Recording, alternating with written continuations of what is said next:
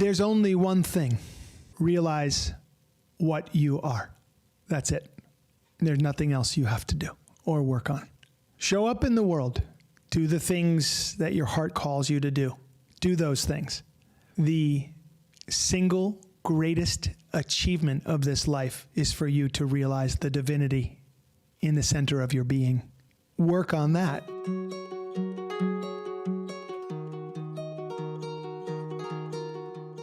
Yes. A hand went up. I saw Keith's hand. He beat you to it. He beat you to it, Janet. All right. Sorry, but I'm excited about this because I think we ended on the very note that I kind of wanted to start with. So much of what you're saying is resonating with me. Quick backstory. I'm 63 years old and I'm only a year and a half into this. I didn't get sober until 61. And kind of like you, I don't mess around. I jumped in full on really rapidly. I did a 40-day recovery program that was yoga, nutrition, 12 steps, the whole thing. And it was me and a staff of 3 on an island in Mexico. We went full bore, and that's what I needed. And I knew the day that I started that it wasn't about recovering from alcoholism. It was recovering to a new me. And that was really important to me. What you just said, though, to James is so relevant to me. And it is kind of at the root of my question. And in fact, you may have answered it. You may not air this because you've answered it already. But what I determined was after my 40-day recovery program, and I've never really looked back either, what I recognized is that I wasn't really recovering from alcoholism. I was recovering from possibly a 61-year habit, if not a 20-year habit of the way I originally worded this was feeling bad about myself. It was a 20-year habit of feeling bad about myself. And I drank at night to get into hero mode for a little while so that I could stop feeling bad about myself because the alcohol shut the voices down. But then, of course, the next morning, they were louder. And I was feeling bad about myself. What I realized as soon as you were talking just now was that it was discontent.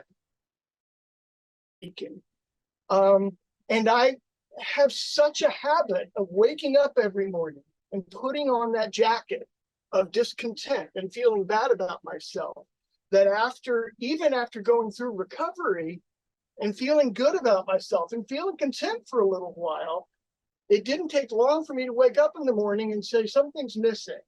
I feel naked. I'm not wearing that jacket anymore. I need to find some other reason to put that jacket on. I have a long habit of feeling discontent. I have a long habit of feeling bad about myself.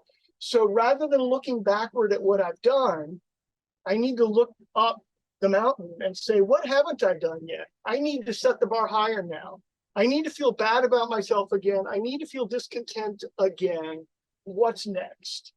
And, fortunately, I can then take a few steps in that direction, feel better about myself for a little bit. I take the next great step, and then I eventually come back to this familiar jacket that I wear, discontent, feeling bad about myself.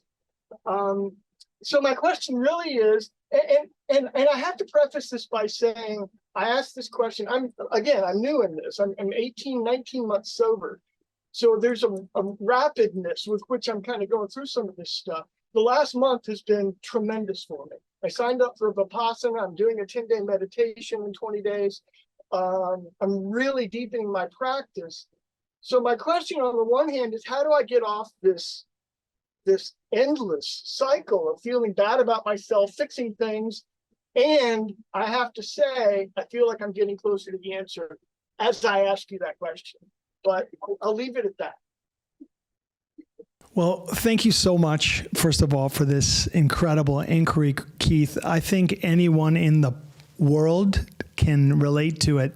I'm going to start by addressing the fact that you got sober at 61 years old. I'm going to start there. And part of the reason I want to start there is because by starting there, I'm going to answer your question, or we're going to move towards some new questions.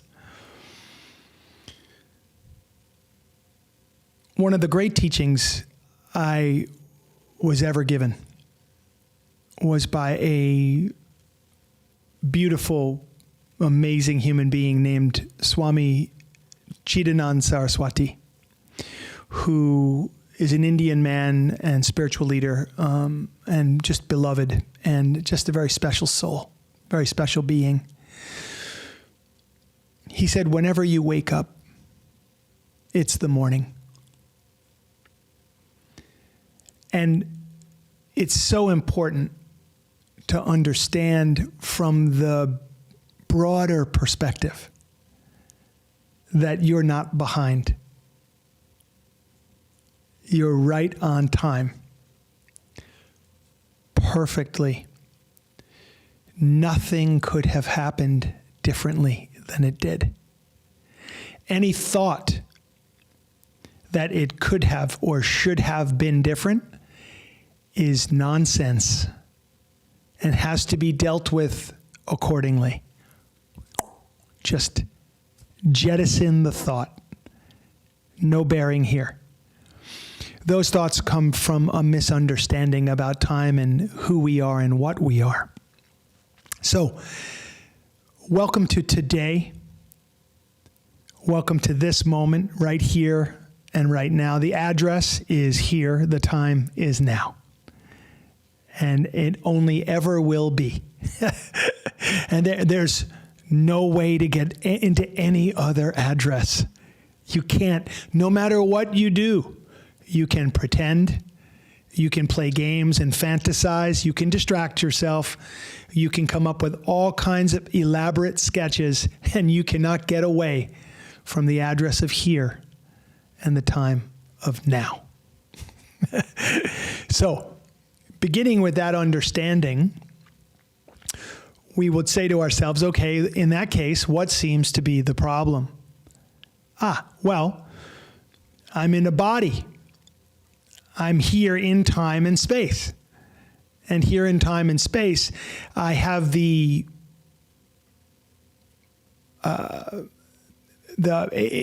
been made evident to me that I'm in a rush. I need to get some things done. There's only one thing. Realize what you are. That's it. There's nothing else you have to do or work on. Show up in the world. Do the things that your heart calls you to do. Do those things. The single greatest achievement of this life is for you to realize the divinity in the center of your being. Work on that while you're doing all the other things and looking up the hill. We're not asking you to come to the belief that you're actually a good person. We're asking you, we meaning yoga, God, spirit, your heart, your spirit, your soul, asking you to understand that there is nothing else. And all these other stories about, what could have been, should have been, the way things could have been different, the mistakes that you and everyone else has made, and wow, how wouldn't it have been great if those mistakes didn't happen? All the points we can look back at and with a lack of acceptance, just wish or should ourselves into, some terrible spot, making the here and the now very unpleasant. What if, it's a little exercise I play with myself sometimes when I sit on the mat to meditate. And I'll say, okay, especially when I'm aggravated. So if I sit down and I feel a sense of aggravation or frustration or an anger or something nagging at me, whatever it is, or even just tiredness, There's nobody here but me. There's nothing here. I'm just sitting on a mat. What concoction of thoughts and stories am I carrying which indicates to me that I'm unhappy or should be? What's going on for me that I feel that I can't generate just pure bliss just by sitting here right now? And so I play with that, and I sit, and I literally sit, and I'm like, there's nothing wrong. There's nothing wrong with you. Let me feel the love of this moment. Let me tap into something other than my thinking. What's beneath it? The emotions. Oh, let me tap into something other than that also. There must be something here. And you sit and you practice being aware of presence, being aware of consciousness, and just witnessing the experience. Maybe you're focused on the breath. Maybe you're doing a particular breath practice, or just following the flow of energy through the spine, or maybe paying attention particularly to your throat or your heart or your navel or the third eye point. Maybe you're contemplating a particular concept or idea, like the concept of love or compassion itself. And as we go through these practices, what we're ultimately going to come to is a place of such stillness and silence that we break out of the conditioning that we've been living in.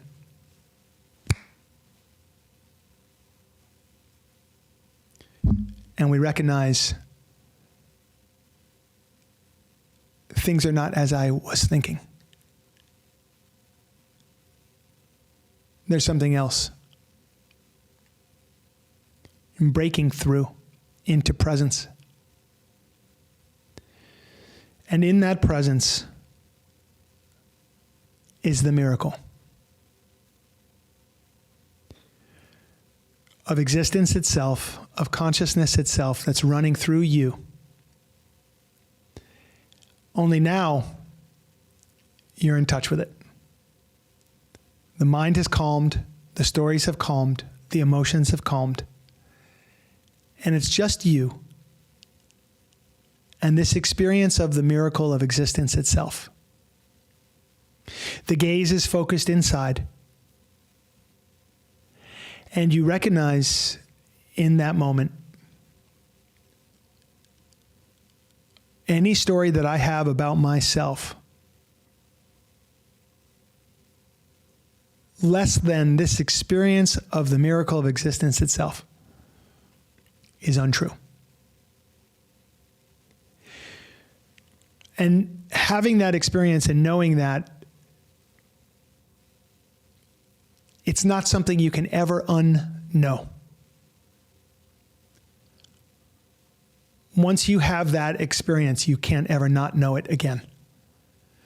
You'll compare everything to that moment. And then practice returning to that place again and again and again and again until it's clear. As my teacher would say, how much more evidence do you need? And it's, of course, harder said, easier said than done, right? Easier said than done. And so we practice. In the meantime, be around people who can reflect to you this divinity, which is the truth of you, so that it works as an antidote to any negative voice about you that you still carry. I cannot tell you how important it is that we be around each other. There's no way to overstate the power of community. And I'm pretty sure we all know that. We may not always take advantage of it, but me being around people who are further along the path than me, I call these people teachers, it's so important to my development and to my presence, my whole life, because I can make it further in my understanding and further in my consciousness with them in my life than without. It's all in me. It's all there, but I need the help. I need them to help me see. And as they show it to me over and over again, eventually it sinks in. And I recognize, okay. And then there's, old stuff, family stuff, old patterns, things I have to work out every day. Right now, 32 years sober. You know what 32 years got me sober? You know what 32 years sober got me? It got me ready to do the work of somebody who is 32 years sober. That's all it got me. And now I'm on this, the path keeps getting thinner and there's cliffs on either side. And now I'm just on this razor thin path. And I am made, through awareness, I'm made to see the places that I have to work each day, which doesn't take away from the truth of me. It's just work I need to do to move away the things that are in the way of me seeing the truth of me. So if there's a preoccupation with the physical, or a sensual experience, a sexual experience, or a preoccupation with some attachment, or just getting imbalanced in whatever way at the level of mind, body, and spirit, that's an opportunity for me to learn and grow and return to the truth of the miracle of existence itself and the miracle of consciousness itself. So if we're not thinking along these lines and we're thinking career, money,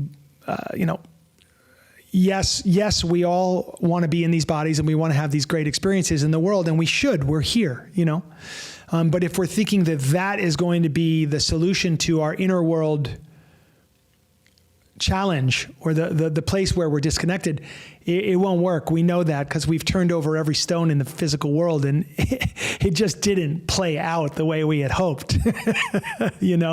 Shit. I mean, I don't know where else I could turn to try to test this hypothesis that the external world is not going to provide for me what I actually need. Yes, it's sustenance and food and yes, survival. It's out here. But the realization of truth and the realization of the miracle is an inside job. And it's the answer to all of our queries. So that's why yoga, that's why meditation, that's why we do these practices. That's why recovery is not just abstinence. Don't stop there. Keep going. And ask the questions like this question, which gets us really to the root and the heart of the matter. And the heart of the matter is you, what you actually are. And so it sincerely doesn't matter from a spiritual perspective how old you are, when you got sober. What matters is, what are you up to now in your mind, body, and spirit? And that's the thing. Of course, the value of remaining consistently on a path of awakening is that steadiness will bring good results. From here, this is exactly the right moment. And now this unfolds to the fullest bloom of your life. And that's what we're interested in, is the fullest bloom of your life. And we celebrate that as a victory. We celebrate, yes, it's great that people get sober. That's a miracle unto itself. That's an opportunity unto itself. But please don't stop there, people. We celebrate those benchmarks, but let's celebrate the real benchmarks, the benchmark of let's realize what's actually going on, and let's live from a place of greater love, kindness, contentment. That's something worth celebrating. So that's what comes up for me, Keith, in speaking to you about this. This question of self-worth and getting over, really getting over the stuff of putting ourselves down. What comes up for you as you hear this exploration? The first thought is bingo. You nailed it for me. I appreciate so much the clarity with which you saw through the question and got to the root of the issue. It makes me feel extremely transparent. You nailed it. And I've had brief moments. One of the reasons I said earlier that that things have changed in the last month was because I've had more brief moments of that awareness. The clarity of, oh, wow, this isn't about out there. It's about in here. And it shifts the energy with which I do everything in the world. I'm not doing it with the weight of, I told somebody the other day, it's not like I'm digging myself out of a hole. It's like I'm standing above and pulling. That energy is completely different. I'm still doing the same stuff, but it's not as hard because I'm not trying to push it out of the hole of self disillusionment, self disrespect. I'm doing it from a place of, I got this. So yeah, no, you nailed it. You got it. You really, I appreciate that. And it really does. I've had brief enough moments that I get it. And this is one of the reasons why I'm doing the Vipassana soon, is to deepen that awareness and to spend more time in that place of, yeah, me, I get it. I'm enough right where I am. And the fact that you said something about feeling like I'm in a rush because I'm 61 years old, that's the other big deal.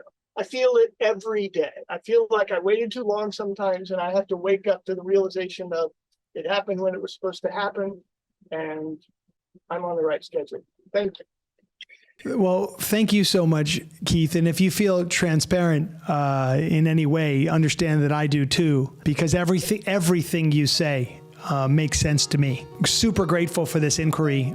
Thank you so much. And I know it's going to help a lot of people. Thanks, brother.